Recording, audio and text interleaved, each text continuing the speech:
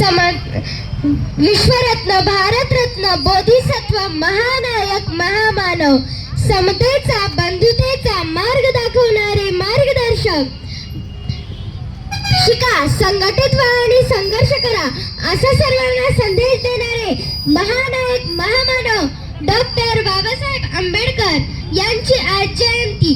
मित्रांनो, डॉक्टर बाबासाहेब आंबेडकर हे एक थोर पुरुष होते.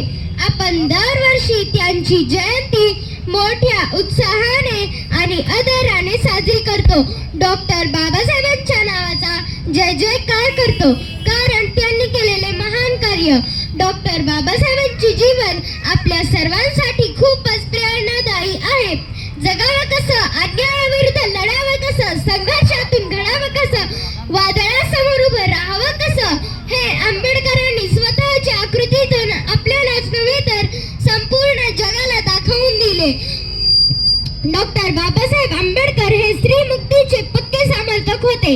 समाजाने स्त्रियांच्या विकासाकडे लक्ष केंद्रित करणे आवश्यक असल्याची त्यांची आग्रही भूमिका होती. ते स्त्री शिक्षणाचे पुरस्कर्ते होते. कामगार किंवा नोकरी करणाऱ्या स्त्रीला प्रस्तुती राजा मिळवून देणारे डॉक्टर बाबासाहेब आंबेडकर हे जगातील पहिले व्यक्ती होते. ज्या मतदानाच्या हक्कासाठी युरोपमध्ये स्त्रियांना संघर्ष करावा लागला, तो भारतीय स्त्रियांना न मागताच बाबासाहेबांनी मिळवून दिला. मोजू तरी कशी तुमच्या कर्तृत्वाची उंची, तुम्ही जगाला शिकवली व्याख्या माणुसकीची. कोणाला जमणार नाही अशी क्रांती करून धावली. जातीवादाला देऊन टक्कर, चौदार ओंजळ भरूनही धावली. सागराचे पाणी कधी आटणार नाही, भीमाची आठवण कधी मिटणार नाही. अरे एक जन्म काय, 1000 जन्म घेतले तरी आपल्याकडून डॉक्टर बाबासाहेबांचे उपकार कधी फिटणार नाही. शिका, संघटित व्हा आणि संघर्ष करा असा सर्वांना संदेश देणाऱ्या महामानवाचे विचार दगडालाही पाजर फोडणारे आहेत. तेच विचार आज मी तुमच्या समोर मांडत आहे. आकाशातील जर ग्रह तारे माझे भविष्य ठरवत असतील तर माझ्या मेंदूचा आणि मनगटाचा काय उपयोग?